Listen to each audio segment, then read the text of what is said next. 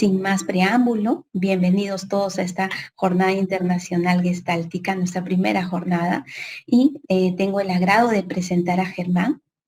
Germán es un psicólogo destacado de Uruguay, psicólogo clínico, psicoterapeuta gestáltico. Germán es especialista en adicciones con aproximadamente 30 años de experiencia en esta área. Ha sido docente de la carrera de psicología y de la unidad de formación permanente para graduados de la Facultad de Psicología de la Universidad de la República. Es una amplia reseña curricular la que voy a mencionar. Fue docente del Centro Gestáltico de Montevideo de la Universidad Católica del Uruguay. Damaso Antonio Larrañaga, docente y encargado de cursos de diploma de especialización y maestría en políticas públicas de infancia y adolescencia para la prevención de las farmacodependencias. Ha sido consultor del Instituto Interamericano del Niño, ha dictado conferencias, módulos, cursos, seminarios para universidades, empresas, instituciones de España, Latinoamérica. En la actualidad es coordinador de Civida, Comepa, es director del Departamento de Vínculos Adictivos de la Asociación Gestáltica del Uruguay y director del Diploma de Educador Psicosocial Especialista en Adicciones y miembro de la Asociación Profesional del Vínculo Terapéutico, y es autor del libro Soltar las Muletas, interesantísimo y precioso libro de lo dicho a lo no escuchado de las drogas y de la adicción. Bueno, Germán, bienvenido esta mañana. Muchas gracias, Lisette, muchas gracias a ti, muchas gracias al Colegio de Psicólogos.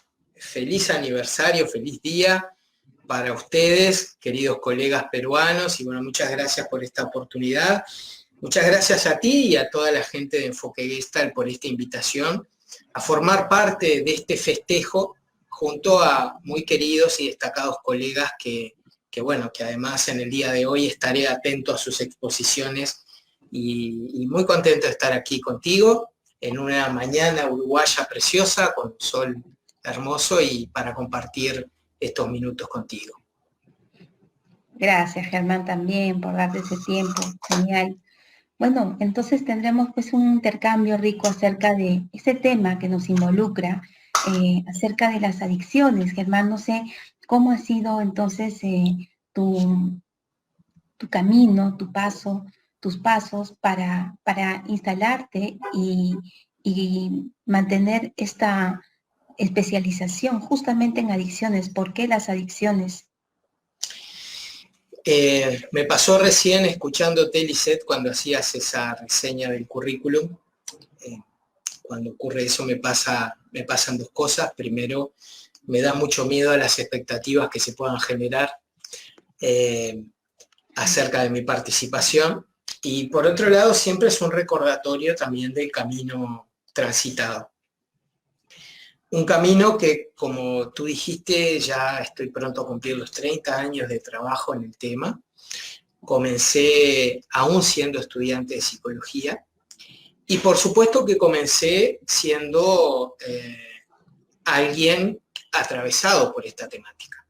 En mis cursos y cada vez que tengo oportunidad, les recuerdo a quienes nos dedicamos a acompañar a personas que consumen drogas que ninguno de nosotros está aquí por casualidad, ¿verdad? Porque trabajar con usuarios de drogas, trabajar con un tema como son las drogas y la adicción, no es sencillo.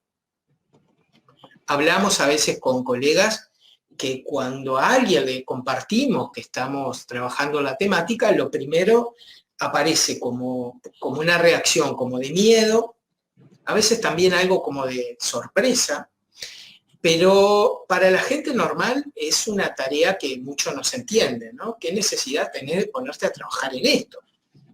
Habiendo otros campos capaz más gratificantes, otras áreas de la psicología donde pareciera que hubiera más resultados a corto plazo, ¿por qué trabajar en esta temática?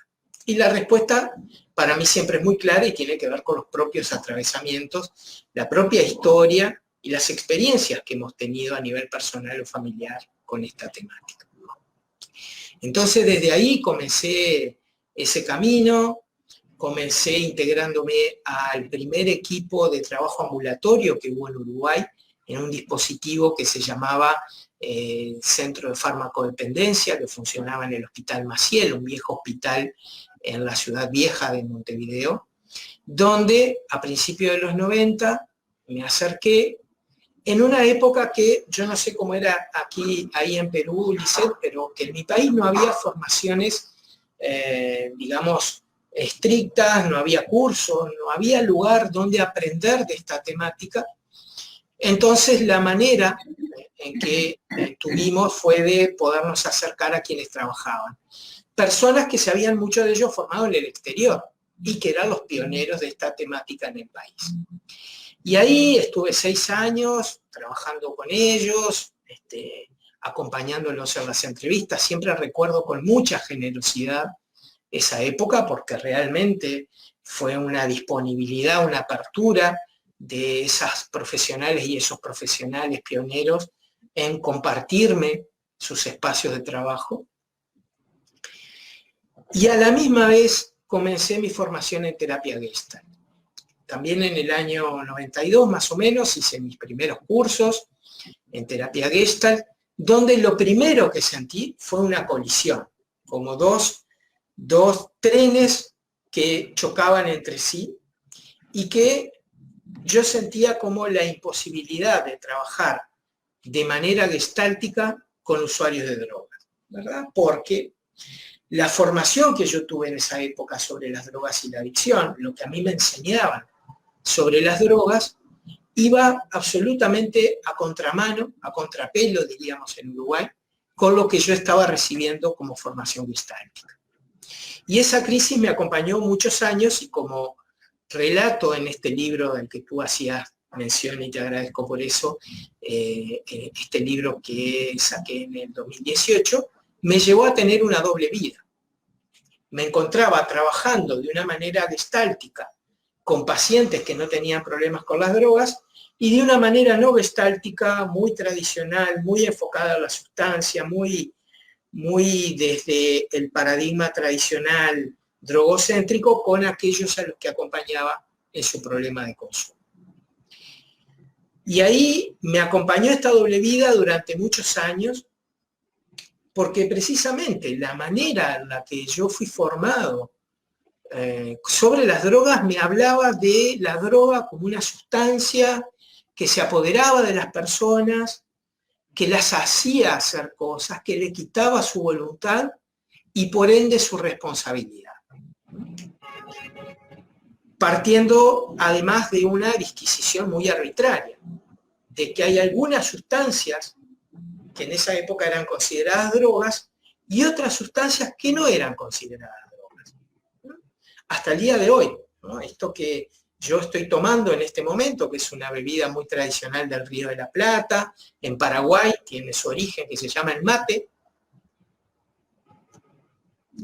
Esta bebida rara vez es considerada como una droga, y sin embargo, tiene también características de sustancia potencialmente adictiva. Por definición es una droga. Pero lo mismo sucede en muchos países con el alcohol, en otros países sucede con el tabaco, donde hay sustancias que por su asimilación social no son consideradas drogas y por ende no son observadas ni definidas los trastornos que puede tener su consumo. Y con otras que sí son consideradas en una clasificación muy perimida ya y muy parcial, ¿verdad? Esta idea de drogas duras y drogas blandas. Otras sustancias que sí son consideradas casi demoníacas y que entran en la vida de las personas y se apoderan de ellas y hace que la persona pierda su familia, su trabajo y todas estas cosas que muchos consumidores de drogas relatan cuando vienen pidiendo nuestra ayuda. Tengo ganas de hacer una pausa 2x3 para ver si tenés alguna pregunta o algo, pero si tú me decís, si no, continúo. Y entonces, luego de conocer la terapia Gestalt, según estabas comentando, ¿no? Me imagino que pudiste dar ahí un giro, entendiendo los grandes aportes del enfoque gestáltico. ¿Cómo así esa construcción de esa intervención gestáltica en tu carrera? Sí, en realidad no fue en ese momento. Esta doble vida me acompañó muchísimos años, a tal punto que en algún momento decidí dejar de trabajar con usuarios de drogas, precisamente porque me sentía disociado. Sentía que mi mente y mi corazón no podían estar alineados a la hora de acompañar a alguien que consumía drogas. Y durante muchos años dejé de trabajar en temas de drogas, pero como dicen los adictos, de las drogas es difícil salir, y de esta temática también, porque es una temática apasionante. Entonces, acompañando también un proceso que en mi país se estaba dando, que fue las primeras discusiones a comienzo de la década del 2010, las primeras discusiones que se daban en Uruguay sobre un proyecto de ley que tuvo forma en el 2013 sobre regulación del consumo y la producción de cannabis, donde el tema droga se puso sobre la mesa.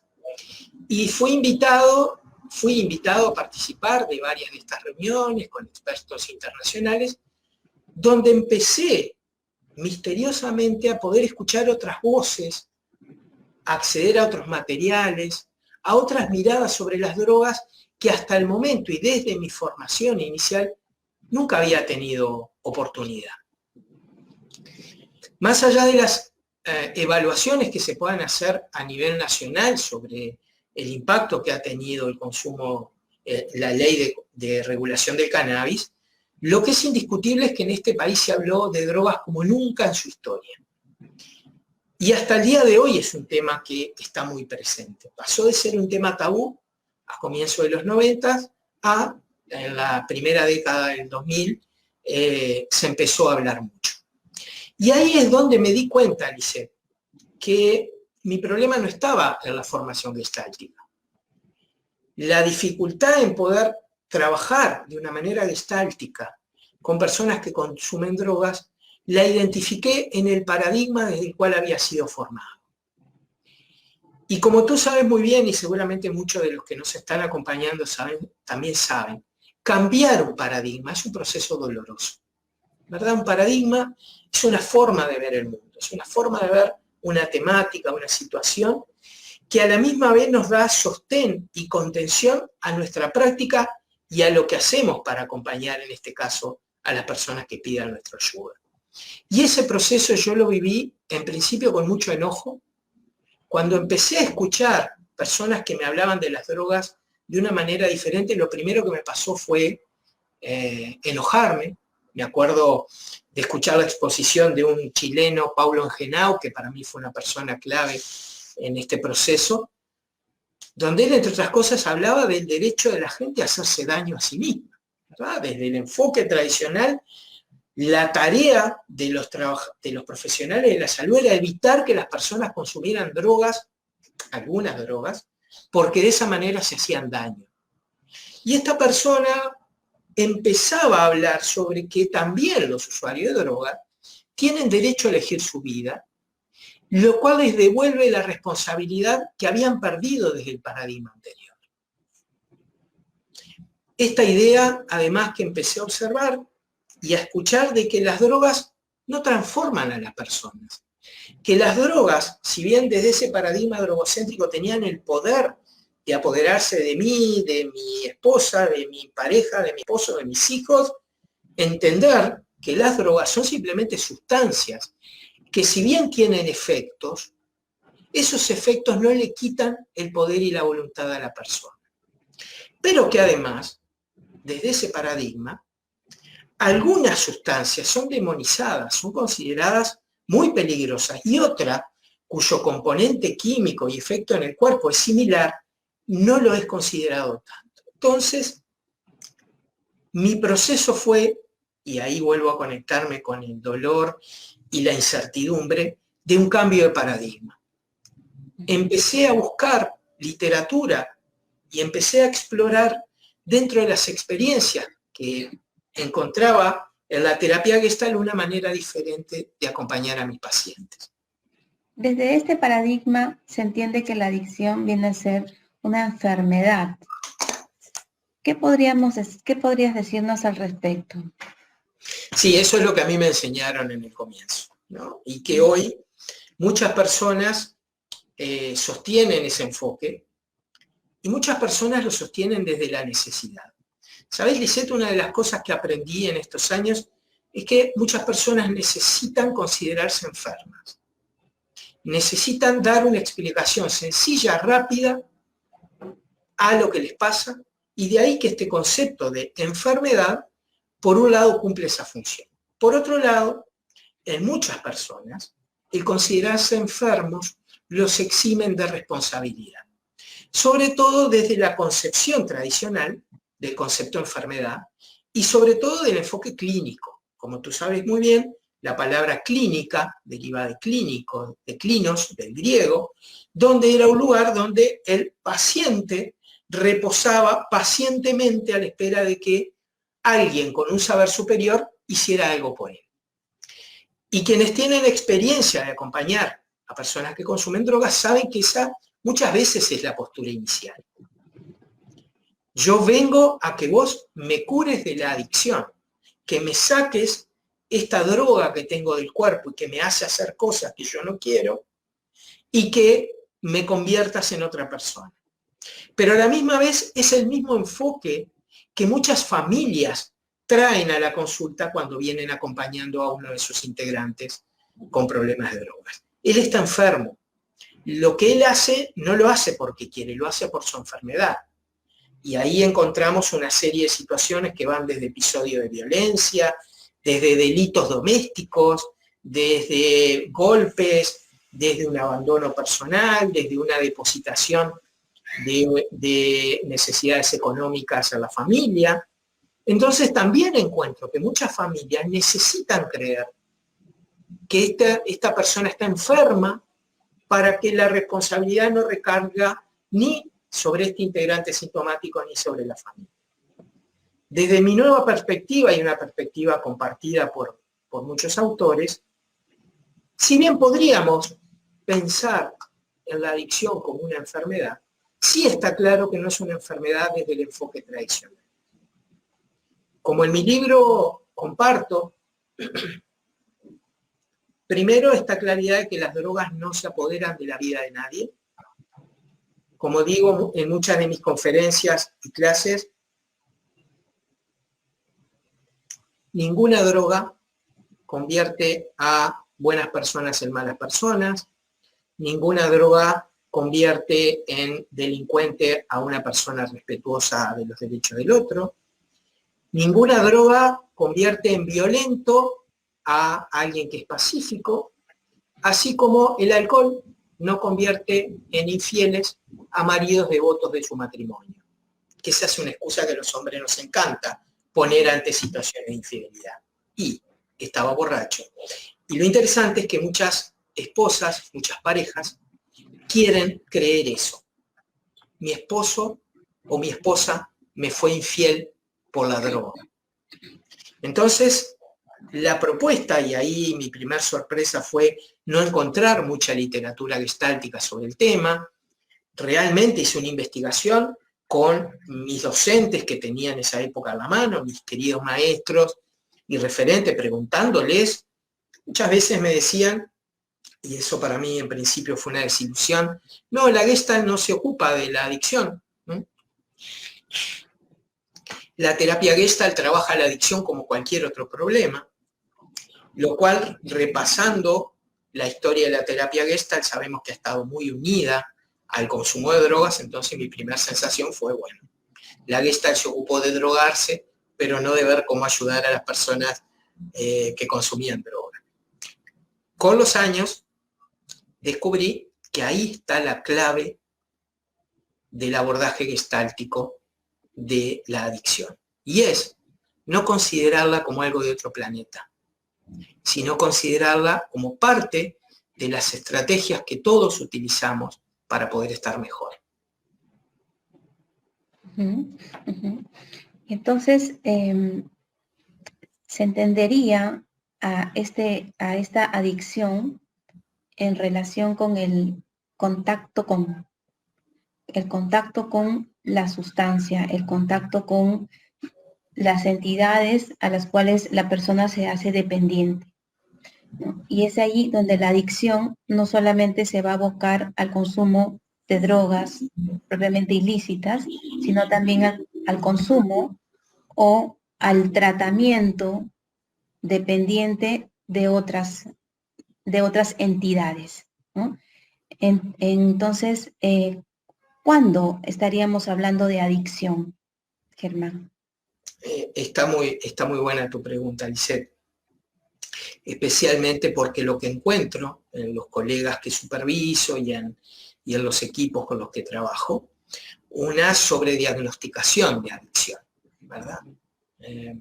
Esto es algo a trabajar mucho, especialmente con los familiares, donde, como decía hace un rato, rápidamente quieren diagnosticar una adicción para poder estar tranquilos que el problema es eso, entonces la cura tiene que ser o en un centro de tratamiento o con un profesional, ¿no? Asimilando, y esto también tiene una raíz en la concepción original de la idea sobre las drogas, esta idea de la droga como agente infectocontagioso, ¿no?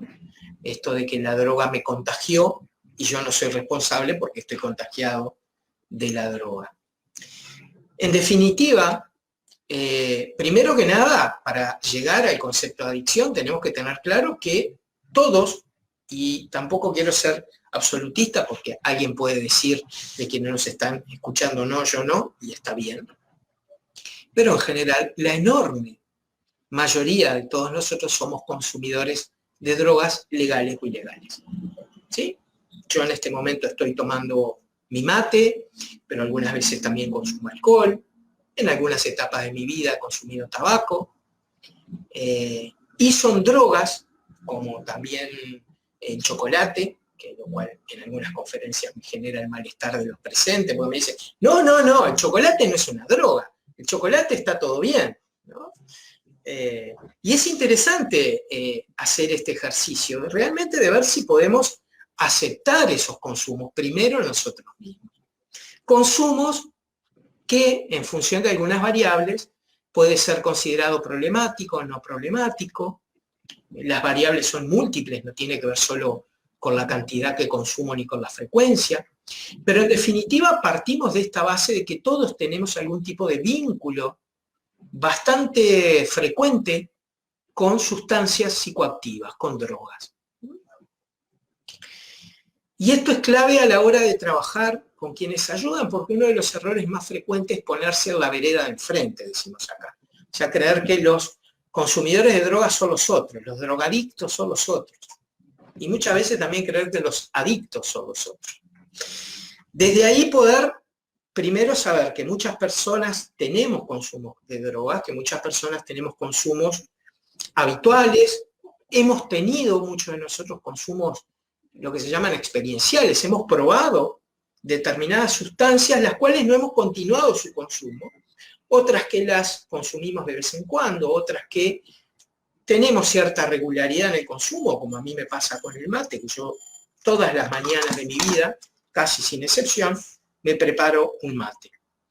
Y hay personas que además utilizan las sustancias con otros fines. Y ahí viene la definición de la adicción.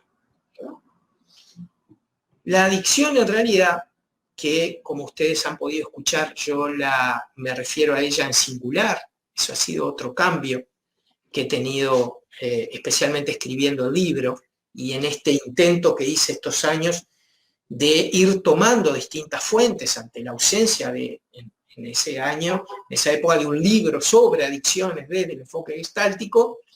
Como tú me preguntabas, Lisette, no me quedó más remedio que empezar a construir una mirada. Y este libro, Soltar las muletas, es como la recopilación de ese camino realizado, donde uno de mis darse cuenta, de mis awareness, tuvo que ver con darme cuenta de que la adicción no es plural, no existen adicciones, ¿verdad? Como bien sabemos, las personas pueden ser adictas a sustancias o también pueden ser adictas a conductas. Y muchas personas son adictas a muchas cosas a la misma vez. Es muy raro encontrar un adicto que solo tenga un vínculo adictivo con una sustancia o con una conducta. Podríamos decir que un adicto es adicto como forma de vida. Esa manera de relacionarse con la sustancia también la encontramos repetida en otras conductas o en sus vínculos afectivos, que es lo más frecuente. De ahí que esto me lleva a pensar que la adicción es una sola, que se expresa en todos sus vínculos. Porque también los adictos tienen tendencia a establecer vínculos adictivos con su terapeuta, con el dispositivo en el que están internados, con el grupo de narcóticos anónimos o alcohólicos anónimos. Y estos son fenómenos que rara vez se ve porque desde el paradigma anterior se consideraba que la adicción además es para toda la vida. Y la ecuación que se hacía era, bueno, más vale volvete adicto a nosotros, que es más sano que ser adicto al alcohol o a las cosas, ¿no? Y desde el paradigma tradicional, el éxito del tratamiento se medía solo por la abstinencia. Si dejas de consumir drogas durante determinado tiempo, consideramos que ya está resuelta tu adicción al alcohol, pero lo que no se veía era cómo esta persona había establecido vínculos adictivos en otros aspectos y con otras conductas. En definitiva, como lo plantearon en el libro, la adicción es una estrategia de supervivencia. Es la mejor manera que esa persona ha conseguido hasta ahora mantenerse con vida. Claro, tendría que ser como un medio adaptativo, una forma de respuesta, una reacción a la situación que esté viviendo, ¿no? Al campo de la persona. Y bueno, a través también del mecanismo de la evitación, la huida. Mecanismo muy conocido por todos nosotros. Y ahí yo siempre quiero dejar claro que los adictos no son de otro planeta y no son de otra especie, ¿sabes? Totalmente. Me pasó hace unos años dando un taller para docentes que trabajaban con jóvenes y que ya consideraban que los jóvenes tenían adicciones. Termina el taller y se me acerca una de las docentes muy tímidamente y me dice, disculpe, a mí me gustaría hacerle una pregunta que yo no me animo a hacerla en grupo, y si usted me concede unos minutos, yo me gustaría planteársela a usted. Sí, sí, claro. Dígame, a un joven adicto, ¿cómo hay que hablarle? Y realmente esa pregunta primero me generó sorpresa, y utilizando de una manera muy respetuosa una característica personal que es la ironía, le dije, mire, para empezar, pruebe hablándole en español, porque los adictos no hablan otro idioma, no son diferentes a nosotros. Como me gusta plantear, los adictos son de lo más parecido a las personas. Y de ahí que a mí me causa mucha sorpresa, y aprovecho además la ocasión y el festejo del Día del Psicólogo, para contarles mi sorpresa cuando hay colegas que me dicen, no, pero yo con adictos no trabajo. No, yo con consumo de drogas no trabajo. Y es muy curioso, porque seguramente el 90 y pico % de los pacientes que llegan a tu consultorio son consumidores de drogas. Y seguramente muchos de ellos tienen un vínculo de dependencia o una adicción, o con alguna conducta o con alguna sustancia, pero que no te lo expresan en los primeros encuentros. Es más, una situación que muchos de los que hacemos clínica tenemos son las personas que vienen pidiendo ayuda por dependencia emocional. Claro, no te dicen, vengo porque tengo una dependencia emocional con mi pareja. No, te hablan o de sus conflictos matrimoniales o de sus problemas de pareja, te hablan de que les es muy difícil sostener una relación de pareja durante mucho tiempo, que en realidad tienen muy mala suerte, fíjate, siempre me encuentro con hombres que me abandonan, siempre me encuentro con hombres que no me quieren amar, y que cuando tú empezás a indagar y a profundizar en esas situaciones, encontrás claramente situaciones de dependencia emocional. O muchas veces recibís en la consulta madres que vienen planteando reclamos sobre el vínculo con sus hijos, ¿no? Y ahí también, y estamos cerca de una formación sobre codependencia, encontrás vínculos que son también adictivos. Desde la Gestalt, ¿cuál es el punto de partida para poder deconstruir estos o permitirle el darse cuenta para poder ir deconstruyendo estos vínculos? Bueno, primer paso es la descentración del problema. Te diría que casi en un 90% de las demandas que en dispositivos o en el consultorio tenemos, las personas vienen porque su problema es la droga. Y te dicen, mi problema es la droga. O cuando la entrevista es familiar o la demanda es familiar, vengo porque su problema es el alcohol, su problema es la marihuana, su problema son otras drogas. Y es un proceso que, como todos los terapeutas sabemos, requiere mucho amor y mucho respeto. Porque tenemos que tener claro que estas personas hoy necesitan creer que su problema es la droga. Lo necesitan. ¿Cómo me doy cuenta que lo necesitan? Porque a cualquier intento de poder cambiar el foco, lo primero que aparece es una rigidización, aparecen los mecanismos de defensa y te dicen, no, a ver, no sé por qué crees que mi problema es mi relación de pareja. Acá el problema es la droga. No sé por qué te parece que la infidelidad de mi marido no tuvo que ver con que se emborrachó. Acá el problema es eso, nuestro matrimonio es perfecto, es bárbaro. El problema es el alcohol. Entonces, como en tantas otras temáticas, lo primero es un acompañamiento amoroso hacia la descentración. Y la descentración se logra con una amplitud, y ahí es donde la Gestalt tiene una potencia terapéutica maravillosa. Como bien sabes tú y todos los colegas gestálticos, la Gestalt tiene mucho que ver con el ver. La palabra Gestalt, que proviene de una palabra alemana encontrada por primera vez en un ejemplar de la Biblia, hablaba de Gestalten, y eso es lo que toman los pioneros de la psicología Gestalt, y luego retoma Fritz Perls y toda Laura Perls y todos esos maravillosos maestros que definen la terapia Gestalt. Entonces la Gestalt, ¿qué es lo que nos enseña siempre? A poder ver. ¿A poder ver qué? Poder ver un poco más, poder ampliar nuestra mirada. Y en ese ampliar, la droga ocupa solo un espacio del campo, porque también hay que trabajar con el consumo de droga. Yo no estoy diciendo que no. Por supuesto que todas las drogas, incluido el mate, me genera efectos. Me genera efectos a nivel físico y me genera efectos a nivel emocional. Donde también trabajar con el hábito, ¿verdad? Trabajar con la compulsión son claves. Si algún día yo me planteo dejar de tomar mate, voy a tener que trabajar fuertemente con el hábito porque en general yo en la mañana preparo mi mate antes de estar despierto, eso lo he descubierto. Es un acto mecánico, ¿no? Y a muchas personas les pasa con el café o con el tabaco. Al ampliar el campo, y esa es la maravilla de la potencia que tiene la terapia Gestalt para trabajar con usuarios de drogas, es que me abre opciones terapéuticas. Durante muchos años, cuando acompañé a personas, yo solamente hablé de drogas.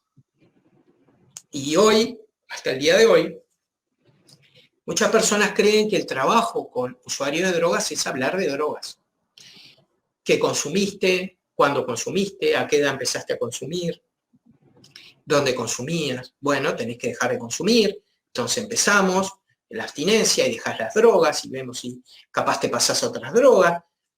En algo que cuando estuve dando un par de veces, cuando se podía viajar, y estoy con mucha nostalgia de eso, visité México y ahí conocí una forma de describir a los funcionarios públicos, ¿no? A los funcionarios que tienen una tarea pública, de esas tareas repetitivas, de esas tareas que no logran una conexión afectiva, se les llama godines, ¿no? Entonces, durante muchos años yo me vi como un godines del acompañamiento en drogas.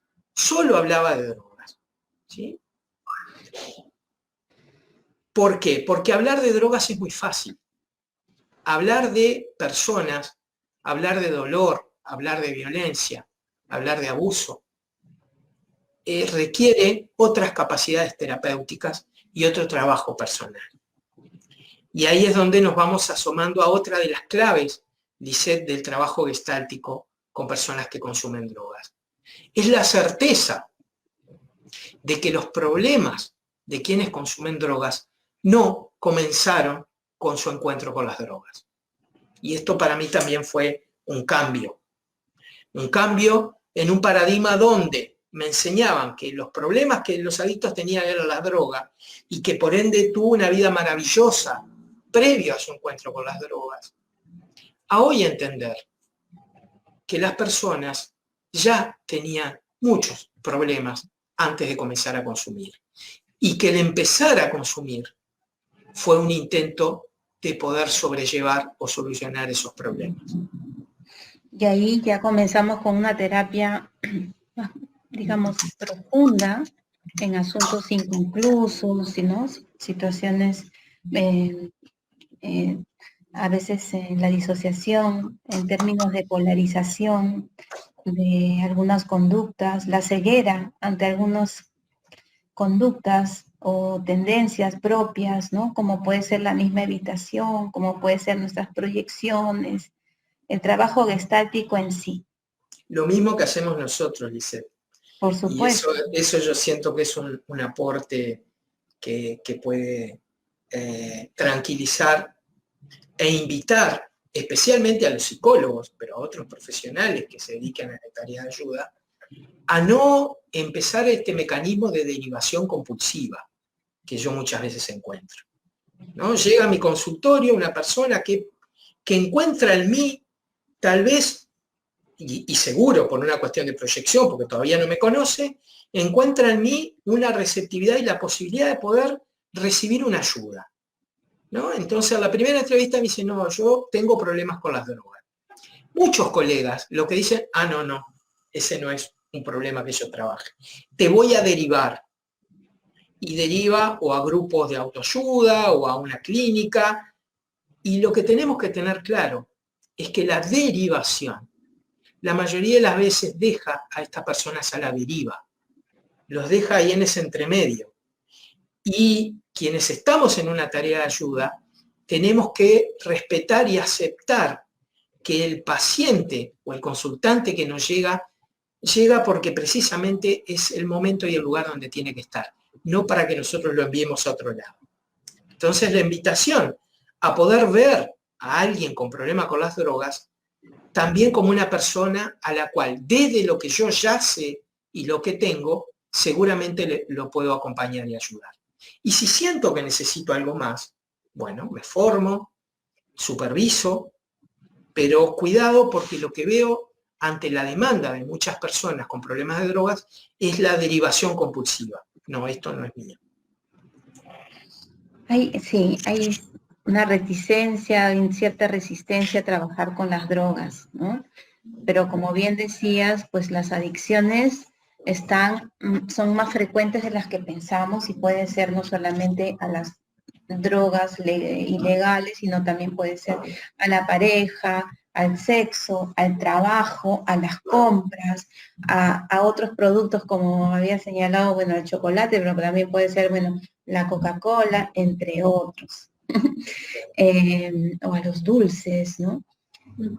Ya son sustancias que tienen ahí un poder adictivo fuerte. ¿Algo querías mencionar? Sí, que este miedo que a las personas nos da el tema de las drogas y que también encuentro en muchos colegas y muchos profesionales, tiene que ver con distintos factores que hoy no daría el tiempo para abordarlo, pero principalmente responde a este paradigma drogocéntrico en el cual muchos de nosotros fuimos formados. Y nos decía, y ahí hay una reivindicación que desde mi lugar de terapeuta gestáltico siempre hago, y es que, ¿sabés qué? De las primeras cosas que a mí me dijeron a comienzos de los 90, cuando me arrimé a trabajar la temática, fue que la única corriente psicológica efectiva para trabajar con usuarios de drogas era la cognitivo-conductual. En esa época era el conductismo. Que solo las terapias comportamentales eran las que podían dar respuesta a estas temáticas.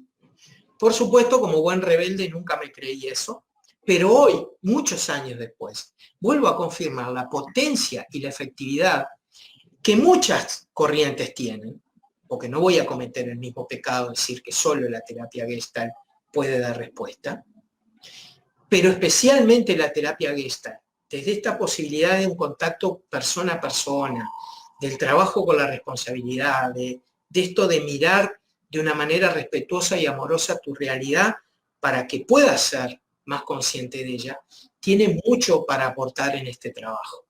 Pero claro, si nos manejamos con el paradigma anterior, ahí es donde no vamos a encontrar estas respuestas. Mi libro, todos los cursos que doy, hoy me preguntaban sobre eso, ¿verdad? Y en realidad lo que intento hacer es un acompañamiento a poder ver las drogas, la adicción y las personas que tienen problemas con las drogas de una manera diferente, lo cual muchas veces es un proceso lento, doloroso y que requiere de mucho amor para ser realizado. Sí, así es. Mucha experiencia también, bueno, pero vamos labrando la experiencia poco a poco. Yo creo que podríamos a partir de esta reunión breve pero muy profunda, Germán, poder ir identificando en nuestros consultantes aquellos vínculos dependientes fuera de drogas que podríamos estar encontrando y que podemos pasar tal vez desapercibidos. ¿Cómo trabajar esta confluencia, esta dependencia? El vínculo dependiente. Bueno, primero, lo primero es evitar la compulsión diagnóstica. Primera cosa. No todos los consumidores de drogas son adictos, no todos quienes consumimos drogas tenemos problemas o con sustancias o con conducta, ¿sí? Después tiene que ver con, de vuelta, desde este amor, desde este respeto a veces por la necesidad de mi consultante de creerse un adicto o de esa familia que viene, ir ocupándonos del consumo de drogas, pero abriendo, ¿no? Abriendo el espacio para que surjan otras cosas. Como a veces le digo a mis pacientes, bueno, pero además de un adicto, ¿qué más sos? Pero además de drogarte, ¿qué más pasa en tu vida? ¿Sí? Porque también el ser adicto es una identidad, que especialmente en adolescentes uno de los riesgos es que se tome como parte de la identidad y las personas, los jóvenes, terminan creyéndose adictos toda su vida.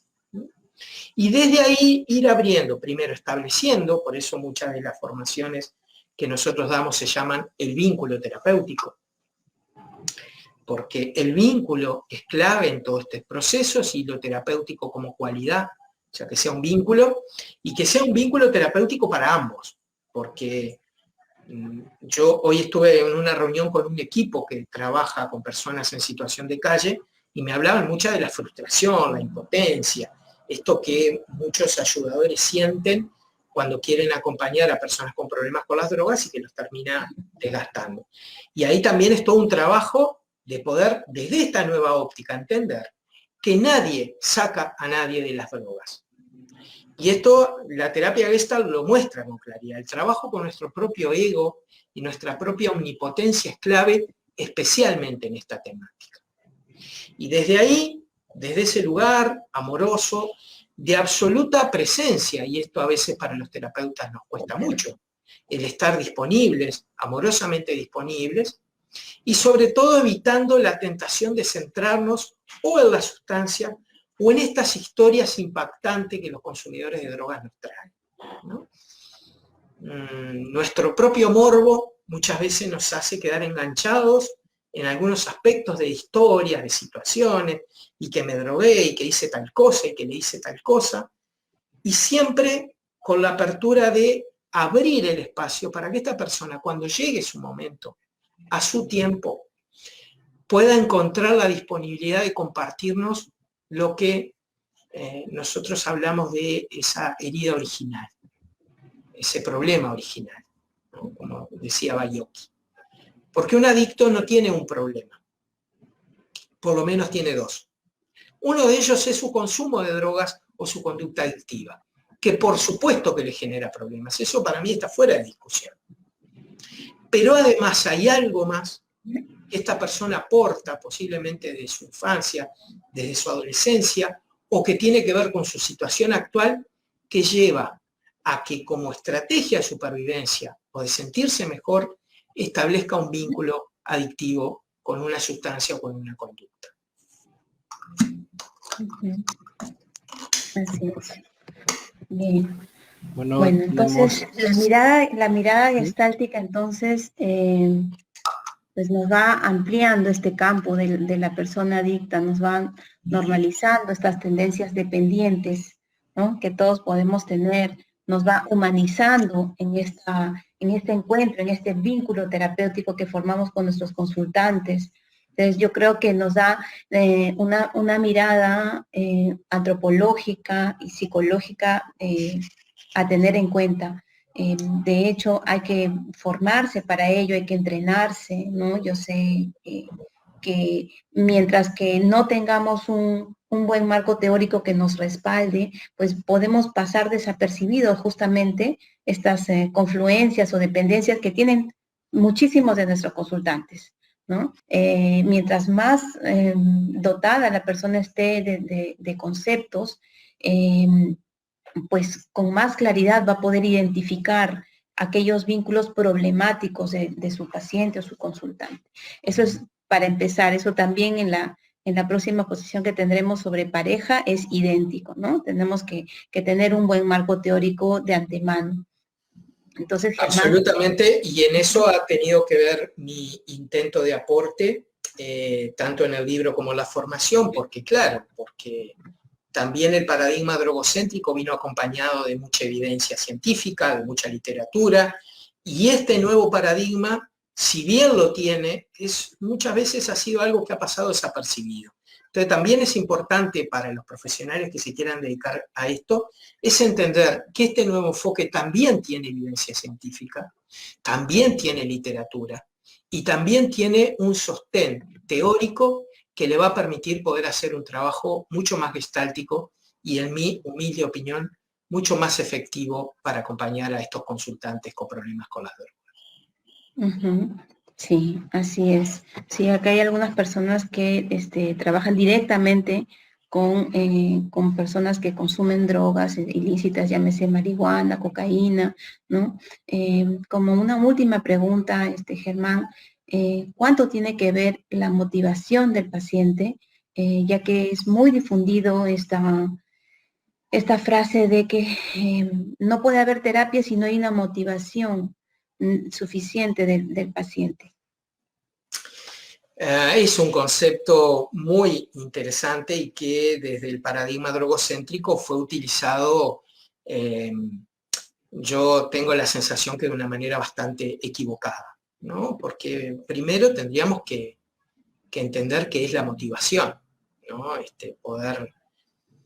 ¿Por qué? Porque desde el paradigma drogocéntrico se partía de la base que las personas naturalmente iban a elegir la salud en contra de la enfermedad, ¿no? De ahí que muchos de nosotros, frente a alguien que consume drogas, muchas veces le decimos, pero no entiendo por qué te drogas, no entiendo por qué estás dispuesto a perder tu trabajo y tu familia por drogarte. Y en realidad la motivación yo la asocio mucho al cambio, y como tú y yo sabemos, y muchas de las personas que nos acompañan, el cambio no ocurre cuando una persona está mal. O sea, la gente no cambia porque esté mal. Y hay otro de los conceptos arcaicos del paradigma drogocéntrico, que esta idea que el adicto cambia cuando toca fondo, ¿verdad? Concepto interesantísimo que en mi libro desarrollo, poniendo como ejemplo, no lo voy a decir ahora por un tema de tiempo, lo que fue la tragedia de los Andes, ¿verdad? Estos jugadores de rugby uruguayos que quedaron varados en los Andes cuando su avión se estrelló. Ahí para mí es un ejemplo claro de que las personas no cambian porque tocan fondo. Pero además, la experiencia directa es que si las personas tocan fondo, en realidad son muy profundas, porque yo tengo pacientes que vienen hoy y me dicen, no, vengo hoy voy a dejar las drogas porque hoy toqué fondo, se van de la terapia, un año después vuelven y dicen, ahora sí toqué fondo. Entonces parece que el fondo va cada vez más abajo. Y la realidad es que las personas no encuentran la motivación ni en su malestar, ni en la situación de vida. Las personas solo cambian cuando creen que hay una posibilidad de estar mejor. Y esta posibilidad muchas veces tiene que ver con la resignificación o el curar esa herida original. Las personas no cambian porque mejore solamente su situación actual, lo cual es importante, sino también las personas encuentran ese alivio porque esa herida que esa persona puede haber tenido en su pasado, una situación traumática, de abuso, de lo que sea, es una herida que no está en el pasado. Como los terapeutas sabemos, el pasado se vuelve presente. Y encarar ese tipo de situaciones y acompañar a la persona al reconocimiento de esa herida y a su sanación es un trabajo fundamental que le va a brindar la posibilidad de establecer vínculos más sanos con su entorno y también con las sustancias. El trabajo de esa herida, ¿tú la recomendarías, Germán, al inicio de las sesiones, digamos, en las primeras sesiones o posteriormente, después de un tratamiento más conductual? Yo diría que el primer enfoque es abrir la mirada para que esa herida entre en la mirada. ¿Sí? Como tú sabes muy bien, los terapeutas gestálticos trabajamos con lo que los pacientes nos traen, no con lo que nosotros queremos. Es muy raro que un consultante venga y diga, mira, quiero trabajar el vínculo con el alcohol porque me doy cuenta que tiene que ver con que mi tío me abusaba cuando yo era un niño. Es muy raro que eso ocurra.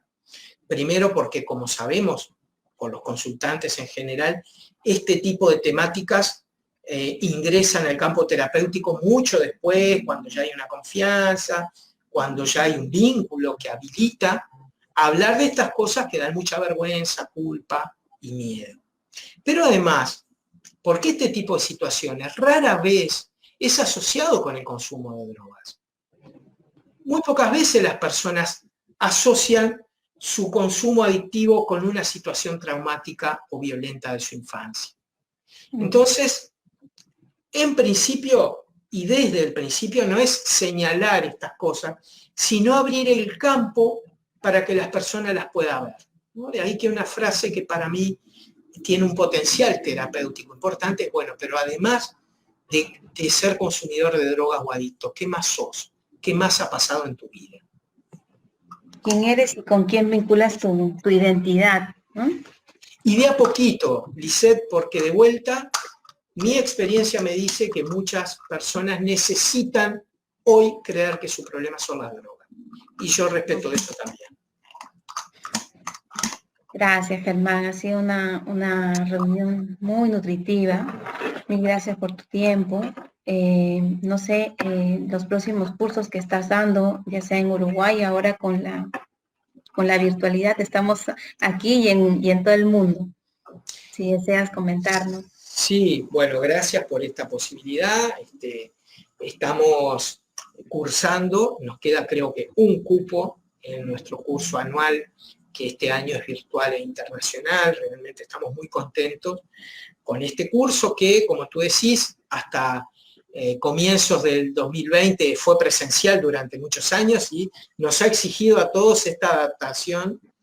Y bueno, ahí nos está quedando un cupo, estamos proponiendo un seminario para el mes de mayo, que no tenemos todavía clara la temática, hemos lanzado una encuesta a nuestros queridos y queridas amigas para ver qué les interesaría trabajar. Todos los años hacemos 2 seminarios que son de trabajo más intenso de lo técnico. Estamos también en mayo comenzando un curso con un centro de Argentina, de nuestro querido y común amigo Carabelli, con el Centro Gestáltico San Isidro. Y también para mediados de año estamos ya terminando de definir un ciclo de talleres sobre recursos artísticos para el acompañamiento a personas que consumen drogas. ¿Qué disciplinas? Y ahí vamos a tener, yo estoy muy contento porque tengo la oportunidad de contar con queridas y queridos colegas de distintas partes del mundo que desde el arte aportan mucho al acompañamiento a personas que consumen drogas. Bueno, para empezar eso, ya también terminando, si Dios quiere, con mi segundo libro que va a enfocar esta temática que también vamos a trabajar contigo sobre codependencia y coadicción, y bueno, y también llevando adelante estos avatares que la situación de pandemia nos ha indicado en estos países y que de verdad es que espero tanto que Perú, Uruguay y todos los países que nos están acompañando podamos salir de esta situación fortalecidos y con las menores bajas posibles. Sí, podamos ir superando. El curso justamente de coadicción tratará sobre el concepto familia a lo largo de la historia y las diferentes culturas, la droga como destructora de familias felices, tipos de familia y sus respuestas ante una adicción, roles familiares y sus tareas en la prevención de la adicción, la mirada gestáltica y también la mirada sistémica en el acompañamiento familiar, la codependencia, la adicción. O sea, va a ser súper interesante la clínica de la coadicción, cuando estamos haciendo de coadictos, cuando ayudamos a mantener estos vínculos de dependencia. Va a estar súper, súper interesante. Y nos vemos también en nuestra masterclass del 10 de junio, a las 6 de la tarde, hora Perú. Encantadísima, Germán. Nos estamos viendo, encontrando nuevamente. Y muchas gracias. Muchas gracias de corazón por esta oportunidad. Para mí es un gusto poder estar presente en las propuestas que otros colegas desde otros centros y desde otros países y otras realidades nos proponen, y yo estoy muy contento de compartir esto contigo y todo lo que se viene. Un fuerte saludo a las queridas y los queridos colegas peruanos en su Día del Psicólogo, y me quedo además enganchado en esta propuesta maravillosa con los colegas que continúan en sus exposiciones, porque van a ser más que enriquecedoras.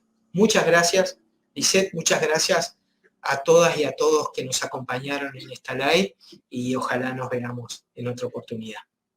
Fantástico. Gracias a ti, Germán. Un abrazo grande. Que tengas un hermoso día.